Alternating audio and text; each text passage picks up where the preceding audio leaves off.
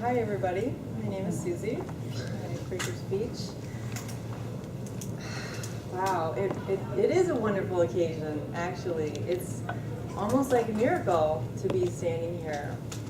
I grew up with just overwhelming anxiety. Gosh. I remember being like 5, and my mom signed me up for soccer, and I was like, what? I didn't want to leave the house, let alone meet new people. She got me into the car, and I curled up in a ball in the footwell of the passenger side. Wow. And I was like, I am not getting out of this car. I think she pried me out, but of course I never joined soccer. But that's how life was, just overwhelming fear. I didn't like people to look at me, like this is like crazy.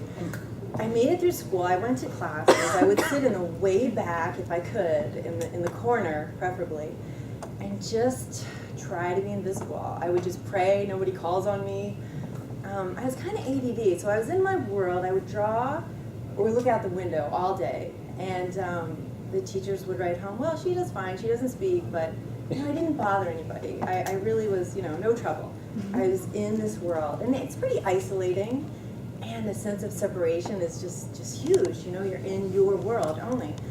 And but I made it through life. I made it through school. I got married, and then I had a couple kids. And my son is born. He is just the opposite of me. This kid just talks. He wants constant attention. He's the ADHD bouncing off the walls kid, so we get to school, kindergarten, there is instantly a problem. My stress level's through the roof. They're saying, oh, he needs to be different. So here I am, I'm like, oh, I have to change him, I have to fix him. And my sister told me about a psychologist who was a meditator and a yogi type of guy, and all I knew was that I was gonna go there and he could tell me how to fix my son. And what I learned was that I didn't have to fix him at all. He was perfectly fine. But I could work with me and what was going on in this mind.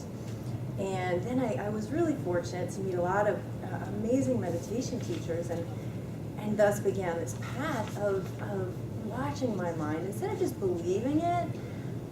Anxiety is powerful though, because it also involves the body, and your body is telling you to run. Even though you start to see that the thoughts aren't true, the body is still saying, there's something to be afraid of. So, but my inner world began to change just drastically, and the level of peace that you realize when your thoughts aren't true, your stories aren't true, even though you've spent a lifetime believing them. So, a couple years ago, a teacher told me, even the deepest conditioning can be worked with. And for me, that's having people look at me and trying to speak. I never spoke, my voice was always shut down. And so I get emotional even sometimes, and I try it at meditation retreats. Is really the only place where I try to speak. And so it's part of my path. I know I'm not here, this is not a meditation retreat, but that's kind of my angle. This is part of my path of seeing what's going on and allowing these physical symptoms to be, and realize that nothing bad is going to happen. And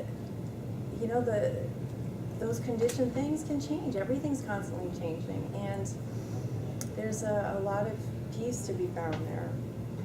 And so I thank you guys for, this is a wonderful opportunity. I'm not really here to be a presenter in a career sense, but I would love to be able to teach maybe someday something, meditation, yoga, mindfulness, and be comfortable and confident. So thank you guys for listening and being part of my path.